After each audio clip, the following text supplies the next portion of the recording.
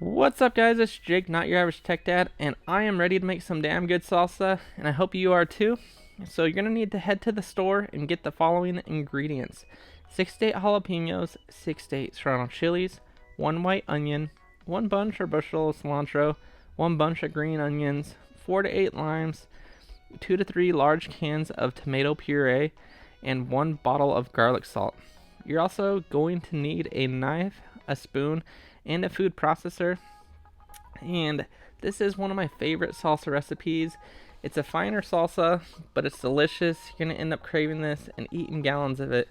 So get ready, and it is definitely a salsa that you could scale up or down depending on your party's needs, or if you just want a little bit for dinner one night or a snack. So speaking of scaling up, I want to invite you guys to please like and subscribe to my channel.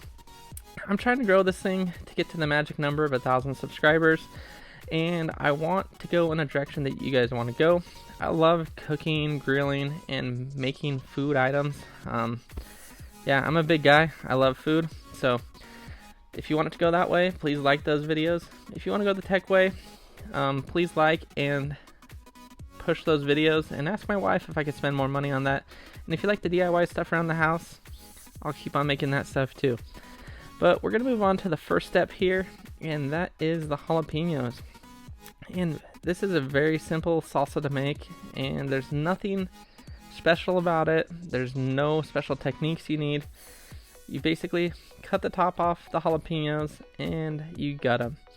Many people don't know this, but almost all the heat of a jalapeno is held in the seed portion of the jalapeno, the center and the seed stalk right there. And once you get those seeds out, you get a nice clean heat, but you don't get the kick. And I like a nice clean heat in my salsa. I don't like the kick in the back of your throat. I don't like to sit there sweating and coughing.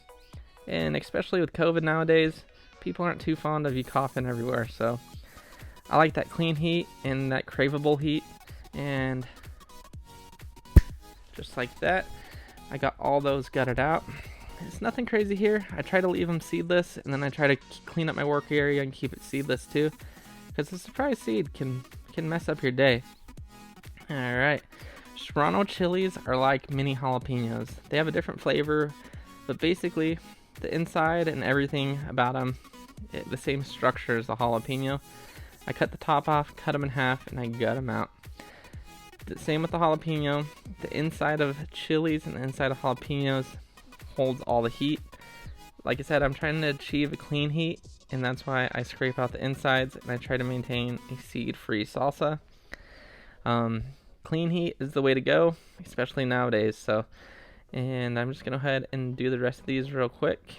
And after I gut all these, I go ahead and rinse them one more time in water. I cleaned all these veggies before I started, and then I clean them a second time right here once I gut them. And just like that, they're all washed up and good to go, and I got a seed-free work environment again. I'm not really going to show you how to cut up an onion. Basically, you just want to cut it in half or fourth it, make it easy to fit in your food processor, and easy to work with, and get the skin off. Next, I wasn't able to find a stock version of green onions, but basically, you want 4 or 5 stalks, and you want to cut off the roots and then work your way up in little portions, about 2 to 3 inches up the stalk. You want that nice green onion portion at the bottom, and then a little bit of chives at the top. And then we move on to the cilantro. Grab a nice size handful here. You don't want to overdo this. With all these ingredients, I recommend working your way from a little bit up to a lot, because you're able to control what you like. If you put too much in at the beginning, it is extremely hard to undo. You could always add more of these ingredients, and like an ingredient, especially like cilantro, it's hard to pull back that flavor profile. If your salsa is too hot, you just add a little bit more tomato puree. But if your salsa has too much cilantro in it, it's a little bit harder flavor to pull back or rein in. And then you're going to want to grab your 4 to 8 lemons. And basically, for me, I just cut these in half, and that works for me. Some people might want to cut them in fourths just to make it easier to squeeze into the salsa. That's personal preference also. I'm not going to beat on people and say there's one right way to do something. And basically right here, everything is ready to go in the food processor. I'm gonna go ahead and pre-open these 2 cans of tomato puree, and I leave the third one closed because it's not necessarily always necessary for the salsa that we're making. I use it as a buffer to cool down the salsa if I made it too hot, not necessarily a necessity for the volume of salsa that I want. And I have a Ninja food processor. It's nothing crazy, nothing fancy. I think it was like $39.99 at Walmart. And you're gonna have about 2 to 3 loads with the amount of ingredients that I laid out. And we're gonna go ahead and basically make salsa concentrate. And so you're gonna want to put a little bit of Serano chilies in, a few jalapeños, some of the onions, some green onions, the cilantro. I'm gonna squeeze a lime into each one of these also as I go. And there's nothing crazy to this. If you could pop ingredients in a blender or food processor, it's the way to go. And then I'm going to show you here in a second about the texture that I like to do. It's going to be a slow-mo video. I run the food processor for 2 to 3 seconds, and that usually does it for the type of salsa I like to make. I like a pretty pure salsa.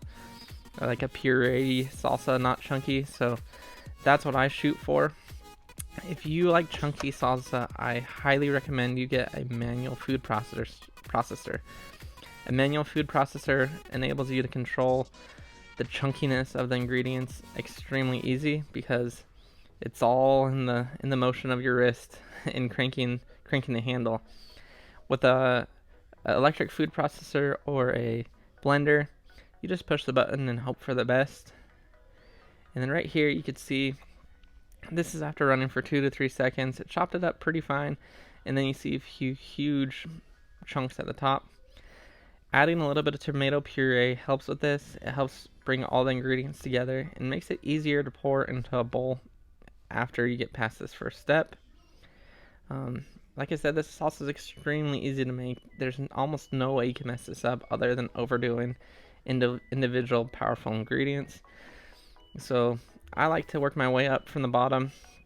Mostly you just put the jalapeños, onions, Serrano chilies, cilantro, a base level cilantro, and like I showed in the picture or video, and work my way up from there. It took me 3 batches of concentrate right here to get all my ingredients chopped up. I don't recommend trying the salsa at this point because you haven't put the secret ingredient in.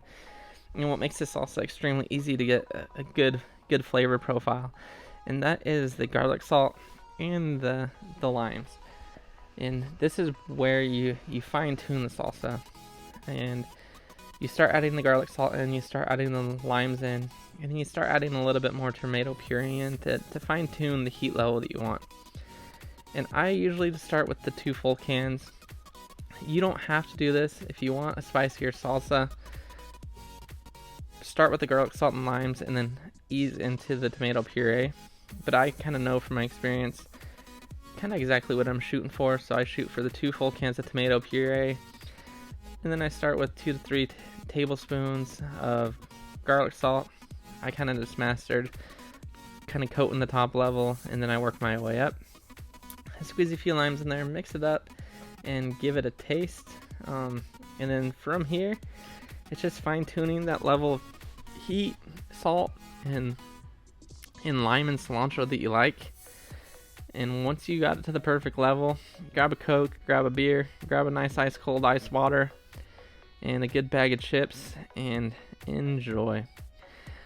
I hope you guys enjoyed this video. Like I said, if you guys like the cooking videos, or baking videos, grilling videos, all that stuff, you want me to push my channel that way, please like this side of the channel. Leave a comment below what I did right and wrong. I'm trying to perfect making these videos and grow my channel. But thanks for sticking around. Go get some ingredients and make some good salsa. And I hope you guys fall in love with this recipe. It's kind of been a family recipe of mine for quite a few years. So thanks for the love and support. Happy New Year's, Merry Christmas. Peace.